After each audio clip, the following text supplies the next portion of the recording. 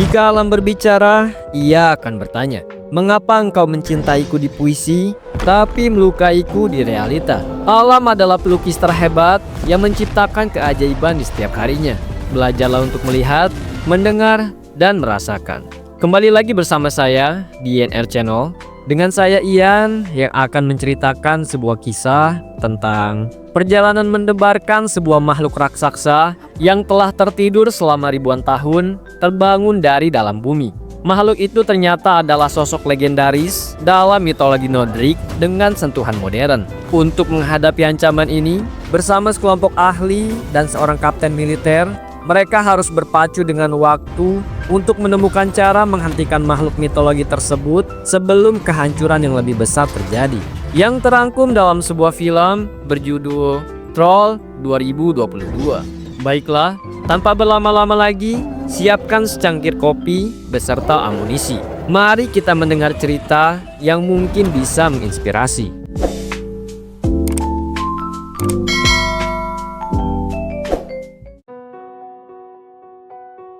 Di sebuah gunung batu Norwegia, terlihat seorang anak perempuan bernama Nora yang sedang mendaki gunung bersama ayahnya. Melihat gunung batu di sekitar mereka, membuat ayah Nora teringat akan sebuah dongeng tentang makhluk mitologi yang sangat besar dan kuat. Ya, makhluk tersebut adalah troll. Dahulu kala, saat pernikahan troll, ada 13 troll yang mabuk sampai lupa waktu. Lalu saat matahari terbit dan sinarnya mengenai tubuh mereka, semua troll itu pun membeku dan berubah menjadi gunung batu. Nora yang sudah beranjak remaja menganggap semua cerita itu hanyalah dongeng untuk anak-anak. Hingga sang ayah pun berkata, "Kamu harus percaya agar bisa melihatnya." Saat Nora memejamkan mata dan melihat dengan seksama, di sanalah ia melihat bentuk-bentuk wajah troll di gunung tersebut.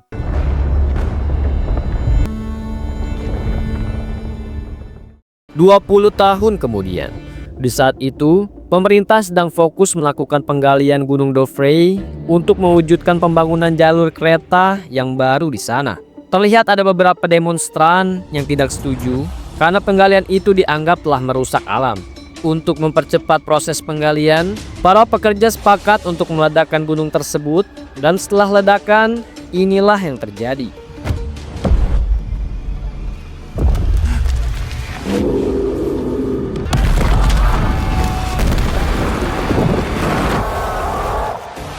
Puluhan pesawat militer langsung dikirim untuk memeriksa keadaan di lokasi.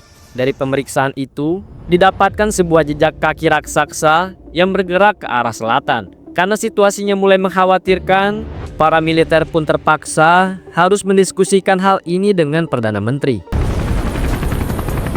Di markas operasional Angkatan Bersenjata Norwegia, Perdana Menteri datang bersama penasihatnya yang bernama Andreas. Di sana juga telah hadir para ahli dari berbagai bidang, termasuk Nora yang saat ini berprofesi sebagai seorang profesor paleontologi. Dalam rapat itu, para ahli mulai berspekulasi tentang jejak kaki yang mereka temukan. Namun anehnya, tidak ada satupun dari mereka yang percaya bahwa bukti yang ditemukan itu adalah sebuah jejak kaki. Karena secara logika, tidak akan ada makhluk yang memiliki jejak kaki sebesar itu. Pikiran itu pun akhirnya terbantahkan saat mereka melihat sebuah bukti berupa rekaman video dari salah satu ponsel demonstran. Dalam video itu terlihat jelas bahwa ada sosok monster batu yang keluar dari Gunung Dovre dan meraung seperti hewan buas. Makhluk yang mereka sebut sebagai hewan buas itu terus berjalan ke arah selatan dan menyapu bersih setiap tempat yang ia lewati.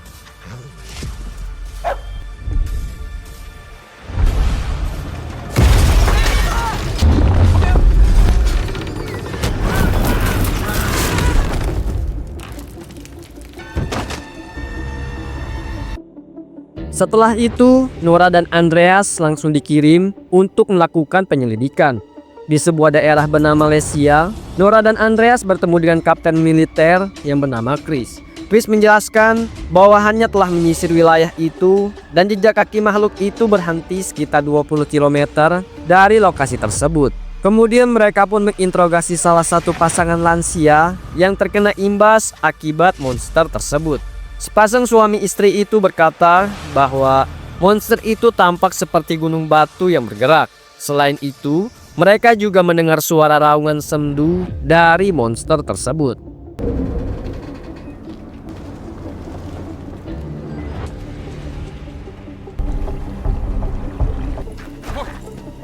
Setelah itu Nora meneliti jejak kaki tersebut. Sayangnya tidak menemukan tanda-tanda genetik apapun selain adanya batu dan juga tanah. Hal ini pun membuat Nora teringat akan dongeng troll yang sering diceritakan oleh ayahnya dahulu. Meskipun Nora tidak ingin mempercayai dongeng anak-anak kecil, namun semua bukti seolah-olah mengarah pada makhluk, yaitu troll. Alhasil, Nora, Andreas, dan Chris akhirnya berangkat ke rumah ayah Nora.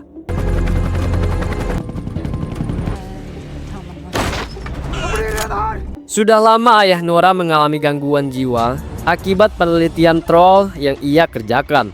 Tidak pernah ada satupun orang yang percaya dengan penelitiannya, sehingga ayah Nora pun diasingkan oleh negara. Kini akhirnya ayah Nora bisa membuktikan bahwa semua penelitiannya itu adalah nyata. Karena hal itu, ayah Nora pun akhirnya diikutsertakan dalam misi penyelidikan. Sampai saat itu, Nora dan yang lainnya masih tidak percaya pada semua perkataan ayah Nora. Sulit bagi mereka untuk mempercayai bahwa troll benar-benar ada di dunia nyata. Nora bahkan sampai berdebat dengan sang ayah mengenai hal itu. Hingga akhirnya, mereka pun melihat bukti nyata dengan bangunnya troll di belakang mereka.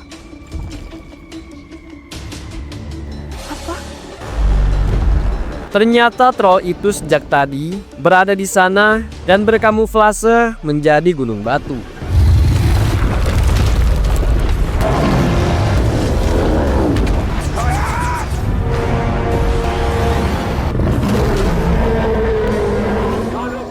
Nora dan yang lainnya pun langsung melaporkan hal itu pada pemerintah.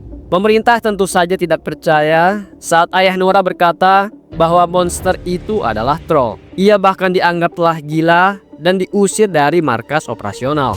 Nora kemudian meminta sedikit waktu pada Perdana Menteri untuk membuktikan perkataan ayahnya. Namun Perdana Menteri memutuskan untuk menyerahkan kasus ini pada pihak militer.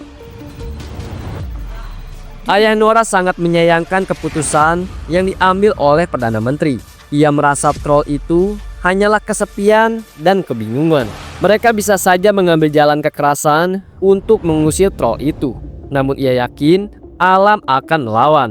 Mendengar hal itu, Nora pun akhirnya menuruti perkataan sang ayah, sehingga mereka pun ikut dengan militer dalam penyerangan malam ini.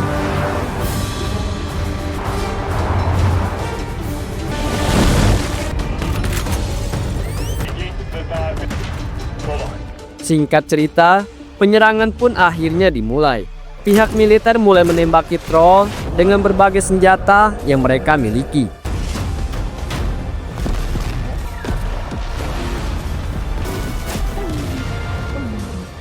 Dapat dilihat, semua itu hanyalah sia-sia, karena troll adalah batu yang tidak bisa ditembus oleh senjata apapun. Yang ada, setiap serangan yang mereka keluarkan hanya membuat troll itu semakin marah.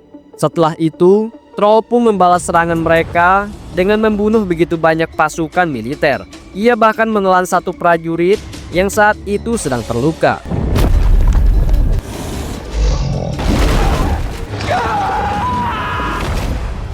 Jika terus seperti ini, mereka semua akan mati sia-sia. Ayah Nora pun nekat mendekat dan menyapa troll itu. Ia berusaha menenangkannya. Namun saat troll itu mulai tenang, seseorang malah menyerangnya dari belakang, sehingga troll itu pun marah dan menghempaskan ayah Nora. Nyatanya jika mereka tidak melakukan apapun, troll itu sebenarnya tidak akan menyerang mereka.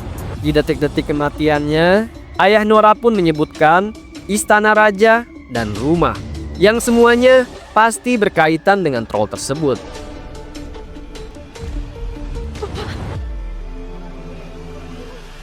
Setelah kematian sang ayah, Nora semakin percaya bahwa makhluk yang mereka hadapi saat ini adalah troll seperti di dunia dongeng.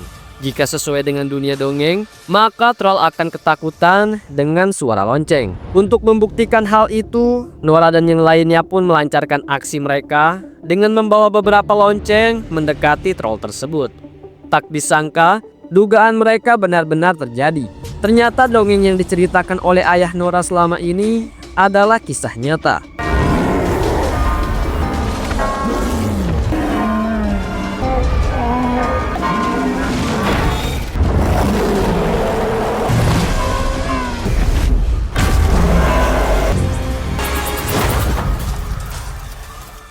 Berita kekacauan itu pun dengan cepat menyebar di berbagai negara.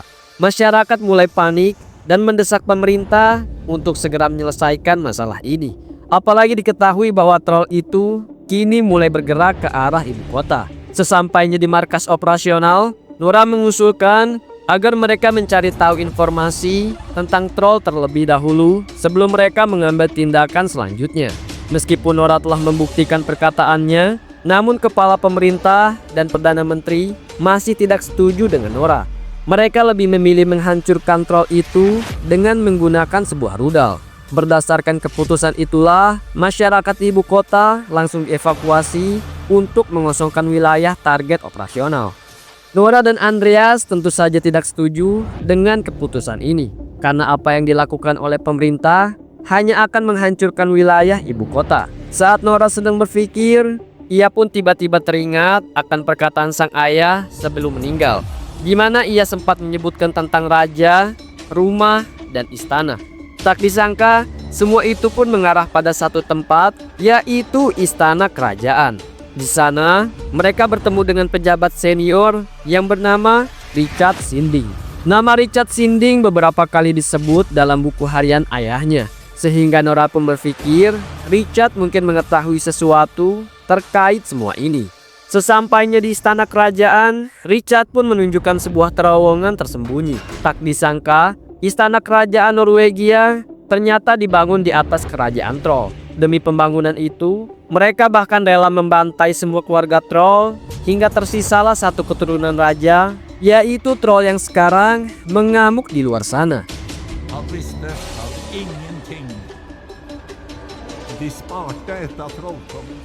Dari informasi itu, maka sudah dipastikan bahwa semua perkataan ayah Nora memang benar adanya.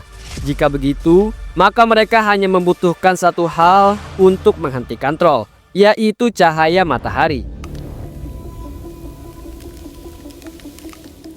Jika ditarik sekilas, mereka memang pernah melihat troll keluar di siang hari. Namun ia tidak pernah terkena cahaya matahari secara langsung. Dengan cepat, Nora dan Andreas bergegas menuju ibu kota untuk menghentikan pengeboman. Nora juga meminta bantuan Kapten Chris untuk membantu mereka. Sementara Andreas menghubungi rekannya untuk meretas sistem markas operasional.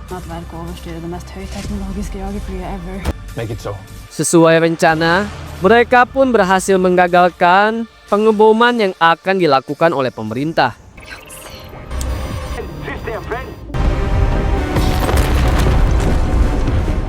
Terlihat Nora dan Andreas yang membawa kerangka kepala troll.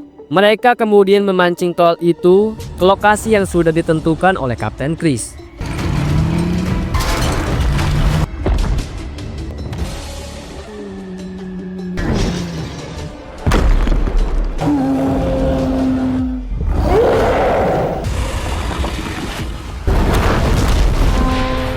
Sesampainya di sana, Kapten Chris menyalakan beberapa lampu penerang yang membuat troll itu pun kesakitan.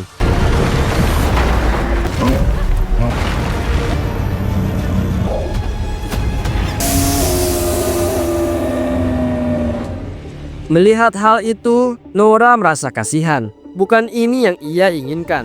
Ia benar-benar tidak tega mendengar raungan kesakitan dari troll tersebut. Nora pun menangis dan berteriak meminta troll itu untuk pergi dan kembali ke gumul.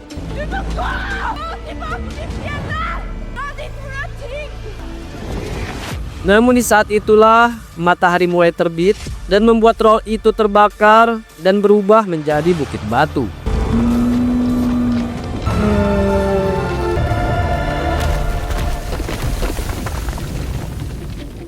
Bukit batu ini kemudian diberi nama Bukit Tobias sesuai dengan nama ayah Nora. Dan film pun berakhir. Manusia adalah bagian kecil dari alam semesta yang besar. Ketika kita merawat alam, kita merawat diri kita sendiri. Ketika kita merusaknya, kita melukai masa depan. Dalam setiap bunga yang mekar, dalam setiap sungai yang mengalir, ada pelajaran tentang harapan, keberlanjutan, dan cinta tak bersyarat. Kita hanya perlu membuka mata hati untuk memahaminya. Terima kasih sudah menonton video ini sampai habis. Jika kalian suka dengan konten ini, silahkan like, share, komen, dan subscribe untuk membantu kami mengembangkan channel ini agar lebih semangat lagi membuat konten review film seru lainnya. Untuk kalian yang sedang berjuang, semoga Tuhan selalu beri kemudahan dalam setiap aktivitasnya. Amin. Terima kasih and see you next time.